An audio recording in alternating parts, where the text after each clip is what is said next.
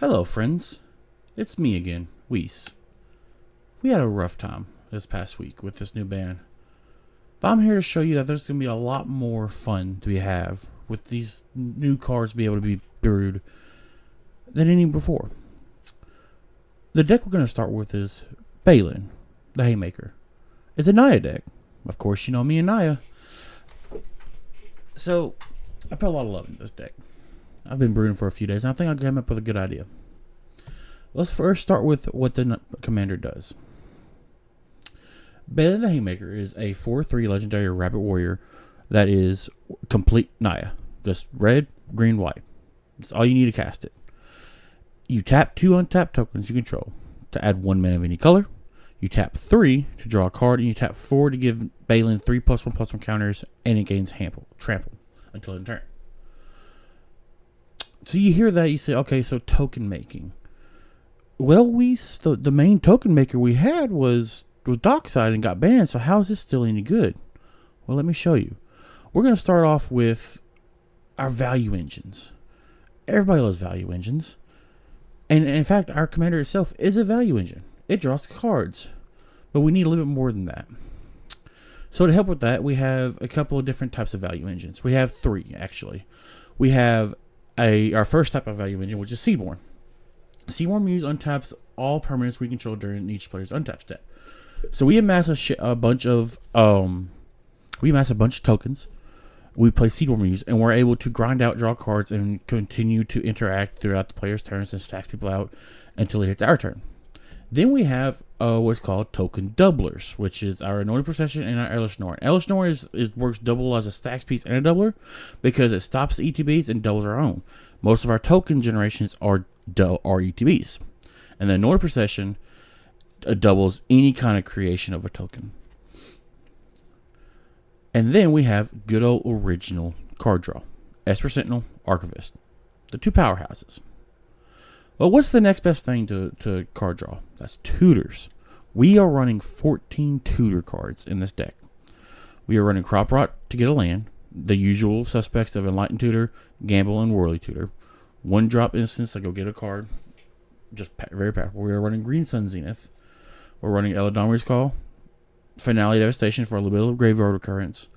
Yisan, which is pretty tech. Yisan, there's not a chain with him, but Yisan can get our mana dorks that we need. He can go get, our combo pieces. He can get just about anything we would need to get for him to get. He can get Rocco. Rocco is a good just outright throw down, and let's see if we can't get if we have the money, we need to get it right. Eldritch Revolution, of course. Survival of the Fittest. It's a win line. Imperial Recruiter, like always. Invasion of Ikoria. You know, we have, like I said, we have a pretty good tutor package to where we're not only relying on getting lucky with card draw. We're able to get what we need. Now here comes to the backbones of this deck, which is the token makers. In a Baylen deck, you can do different types of token makers. There are several. These are the ones I run. I run Kadira, Farmer Cotton, Jackrabbit, Torrens, Wildfire Awakener, and Arasta. We're going to go through these individually because these are a little bit more important than the staples of tutors and our value engines. Farmer Cotton is our Dockside. For X and Celestia, we make X 1/1 white halfling creature tokens and X food tokens. So for every 1 mana we put into X, we get 2 tokens. So we're 1 for 1ing right now. Really, all he should cost is technically at the end of the day 2 mana. That is important. Jackrabbit. We put X into Jackrabbit. He has Ravenous. Ravenous means he comes in with X +1/+1 counters, and when he attacks, he makes that number of 1/1 rabbit tokens equal to his power. Kadira is 1 in Selesnya for a 3/3 Orc Ranger. Whenever she deals damage in a combat to a player, for each token I control, create a 1/1 white rabbit creature token. Very good. And then Torrens, Fitted Angels. Whenever you cast a creature spell, create a 1/1 white and green human soldier creature token. Wildfire Awakener, it's another ETBer, but it has Convoke. So we make a bunch of tokens, then we convoke those tokens, and then we slam down Wildfire Awakener to make even more tokens. Iki enters with X11 red elemental creature tokens. With whenever this creature becomes tapped, it deals 1 damage to target player. Very important.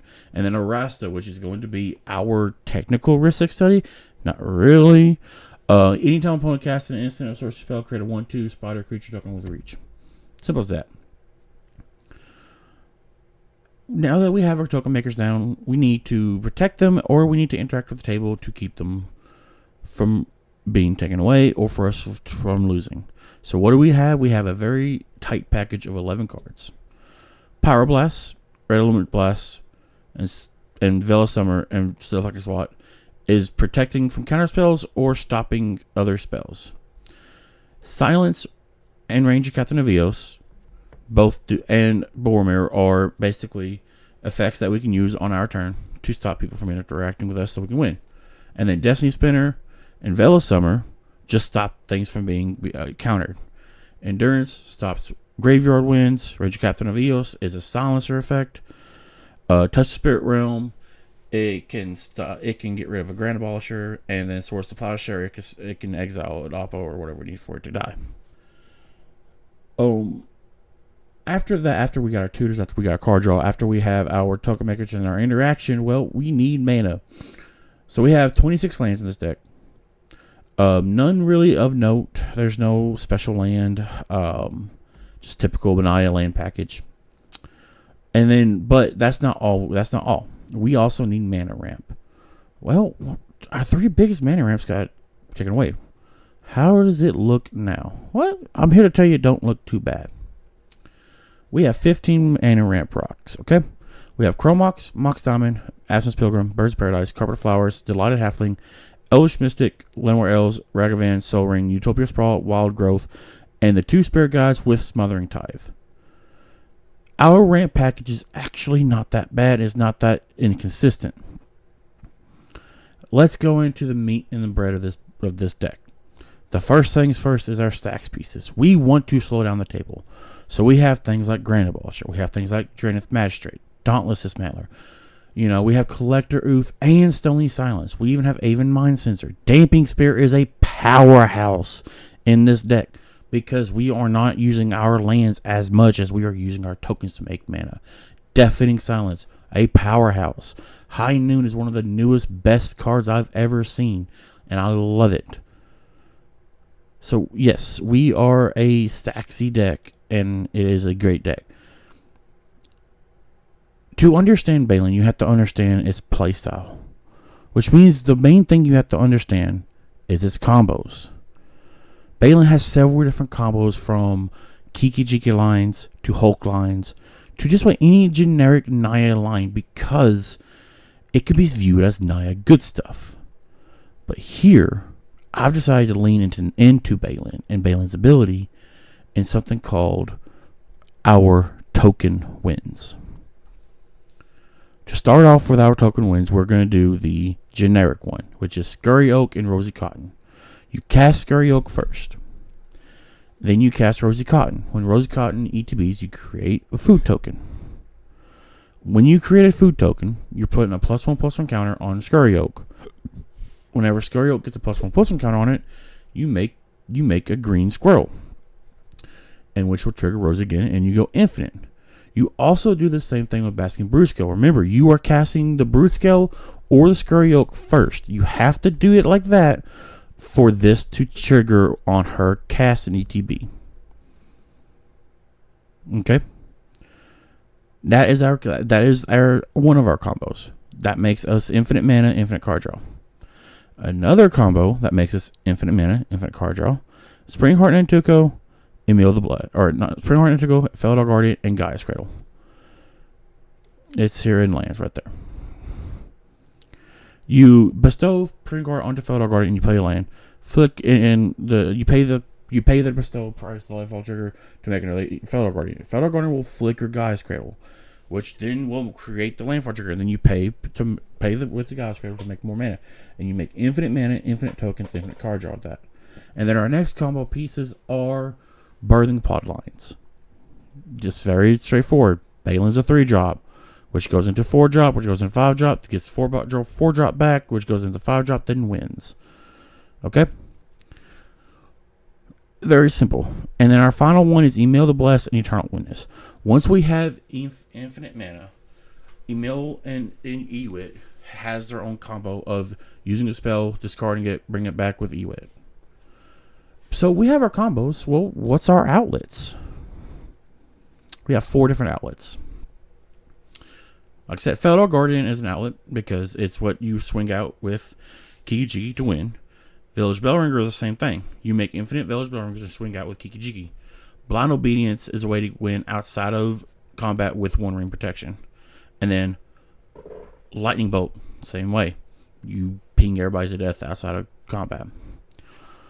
The thing about Baylen is like it's very odd to tell what kind of hands you want for it. So when you're mulling for Baylen, what you're wanting to look for is we have enough stacks pieces. We have 9 stacks pieces. So we should be able to see one or a way to get one by turn 2. So let's look at this first hand. We have 2 stacks pieces. Very good stacks pieces. But we only have 1 land. We might not get lucky, so we're going to have to go down to second 7.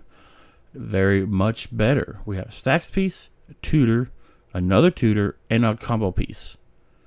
We're looking really good, especially with 3 lands. So we're looking for this is stuff we're looking for. You either want 2 tutors or a value engine with the tutor or a token maker. We have a combo piece, so that makes up for it. So this is kind of stuff you're looking for. There's a lot of different things that we can add to this deck to make it more cohesive. But for right now, I think that this is what I'm doing with this deck.